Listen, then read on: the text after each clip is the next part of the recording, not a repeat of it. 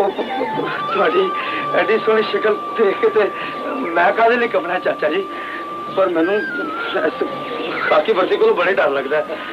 अस्सलाम वालेकुम, हंसते रहो वसते रहो। मैं तारक सानी ते तुसीं वेख रहे हो मेरा यूट्यूब चैनल रैबर इंटरटेनमेंट प्लस।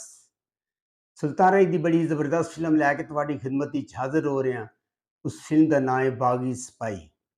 1986 च रिलीज़ होने वाली एक रंगीन पंजाबी फिल्म बागी सिपाही।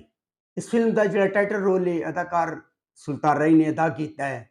सुल्तान राय ने इस फिल्म के अंदर एक लोहार का किरदार अदा किया है जिसका नाम सुल्तान होंदा है।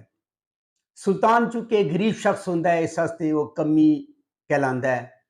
आगा तालिश ने एक फौज के सिपाही का किरदार अदा किया है जिहड़ा अंग्रेजी फौजी सिपाही होंदा है। और इस फिल्म के अंदर मुस्तफा कुरैशी और आसिया का जोड़ा बनाया गया है। सुल्तान राय और मुमताज़ का जोड़ा बनाया गया है। इकबाल हसन ने इस फिल्म के अंदर ही गो के काट काम किया है, लेकिन चौधरी बाले के किरदार ही बड़ा ही ज़बरदस्त परफॉर्मेंस का मुजाहरा किया है और विलन टाइप उसने काम किया है और लाजवाब काम किया है। मुस्तफा कुरैशी का नाम इस फिल्म की शेर सिंह होंदा है और शेर सिंह और प्रीतो आसिया आपस एक दूजे नाल प्यार करते हैं। और मुमताज़ का नाम बाली होंदा है। बाली और सुल्तान आपस एक दूसरे नाल प्यार करते हैं। और इलियास कश्मीरी ने इस फिल्म के अंदर जरनैल सिंह का किरदार अदा किया है।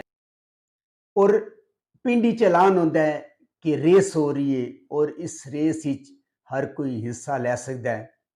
शेर सिंह और इसके अलावा बहुत सारे लोग रेस के अंदर हिस्सा लेंदे हैं और सुल्तान नूं भी यह शौक चढ़ता है और सुल्तान भी रेस विच हिस्सा लैण वास्ते पहुंचता है। दसो मेरा यार कित्थे जे? इस तब्बे ते कि तुसीं सारे मर जांदे, मारे जांदे। जदों सुल्तान रेस ही पहुंचता है, जिहड़ा शेर सिंह होंदा मुस्तफा कुरैशी उसनूं गुस्सा आ जाता है। वो कहता है कि अगर सुल्तान रेस विच हिस्सा लेगा तो वो इस रेस विच हिस्सा नहीं लेगा और गुस्से च आके रेस छड़ के चला जाता है।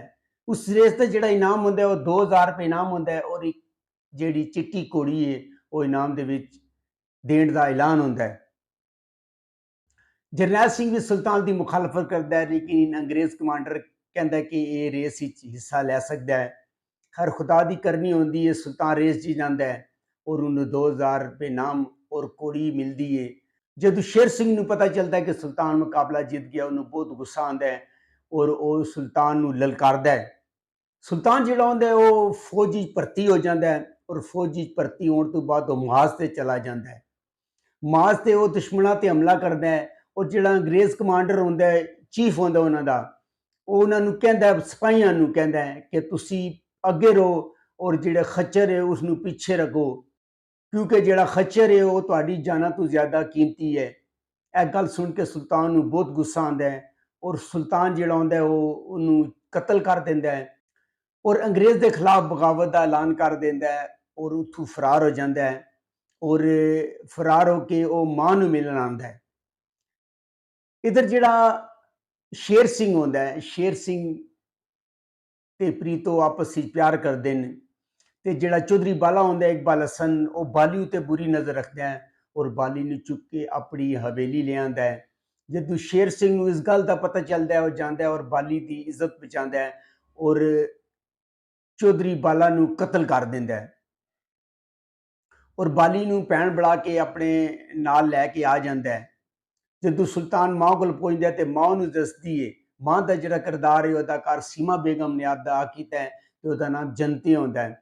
मां उन्हें दसदी है कि शेर सिंह ने पुत्र बन के उसकी हिफाजत की है। गुरां दी मैं इत्थे बैठ के तेरे होने वाले जुल्म का इंतजार करांगा। आ जा, क्यों रंग इस भंग पाना? बड़ी हमदर्दी है तेन। वो हवेली जाता है और शेर सिंह नाल मुलाकात नहीं होती। फौज जिहड़ा ना वो हमला कर देंदी, वो घेरा तोड़ के फरार हो जाता है। इधर जिहड़ा शेर सिंह होंदा है वो गिरफ्तार हो जाता है और सुल्तान थाने ते हमला करता है और हमले करके वो शेर सिंह नूं छुड़ा लैंदा है और कमांडर जिहड़ा होंदा है उन्हां दा चीफ जिहड़ा होंदा है, चीफ का किरदार अदाकार अफजाल अहमद ने अदा किया है। ਔਰ ਉਹਨੂੰ ਅਗਵਾ ਕਰਕੇ ਆਪਣੇ ਨਾਲ ਲੈ ਜਾਂਦੇ। ਔਰ ਇੱਥੇ ਨਾਜ਼ਰੀਨ ਬੜਾ ਹੀ ਇੱਕ ਜ਼ਬਰਦਸਤ ਸੀਨ ਹੈ। ਸੁਲਤਾਨ ਰਈ ਜਿਹੜਾ ਹੁੰਦਾ ਹੈ, ਸੁਲਤਾਨ ਉਹ ਕਮਾਂਡਰ ਕੋਲੋਂ ਆਖਰੀ ਖੁਆਇਸ਼ ਪੁੱਛਦਾ ਹੈ। ਉਹ ਕਹਿੰਦਾ ਕਿ ਮੈਨੂੰ ਪਾਣੀ ਲਿਆ ਕੇ ਦਿੱਤਾ ਜਾਏ, ਔਰ ਸੁਲਤਾਨ ਕੋਲੋਂ ਵਾਅਦਾ ਲੈਂਦਾ ਹੈ ਕਿ ਜਦੋਂ ਤੱਕ ਇਹ ਪਾਣੀ ਮੈਂ ਨਹੀਂ ਪੀਊਂਗਾ ਤੂੰ ਮੈਨੂੰ ਕਤਲ ਨਹੀਂ ਕਰੇਗਾ। ਖੈਰ ਉਹ ਜਦੋਂ ਸੁਲਤਾਨ ਉਹਦੇ ਨਾਲ ਵਾਅਦਾ ਕਰਦਾ ਹੈ, ਉਹ ਪਾਣੀ ਚੁੱਕ ਕੇ ਸਾਈਡ ਤੇ ਰੱਖ ਦਿੰਦਾ ਹੈ। ਇਸ ਹਰਕਤ ਤੇ ਸੁਲਤਾਨ ਉਸ ਨੂੰ ਮਾਫ ਕਰ ਦਿੰਦਾ ਹੈ। ਲੇਕਿਨ ਜਿਹੜਾ ਸ਼ੇਰ ਸਿੰਘ ਹੁੰਦਾ ਉਹ ਚਾਲ ਚੱਲਦਾ ਹੈ ਔਰ ਸ਼ਰਾਬ ਵਿੱਚ ਉਹ ਪਾਣੀ ਮਿਲਾ ਕੇ ਉਸ ਕਮਾਂਡਰ ਨੂੰ ਪਿਲਾ ਦਿੰਦਾ ਹੈ ਔਰ ਉਸ ਨੂੰ ਕਤਲ ਕਰ ਦਿੰਦਾ ਹੈ। ਸ਼ੇਰ ਸਿੰਘ ਔਰ ਸੁਲਤਾਨ ਬਗਾਵਤ ਤੇ ਉਕਸਾਉਂਦੇ ਨੇ ਫੌਜੀਆਂ ਨੂੰ। ਫੌਜੀ ਕੇ ਜਿਹੜੇ ਸਿੱਖ ਔਰ ਮੁਸਲਮਾਨ ਹੁੰਦੇ ਨੇ ਉਹ ਬਗਾਵਤ ਤੇ ਆਮਾਦਾ ਹੋ ਜਾਂਦੇ ਨੇ, ਉਹ ਬਗਾਵਤ ਕਰ ਦਿੰਦੇ ਨੇ।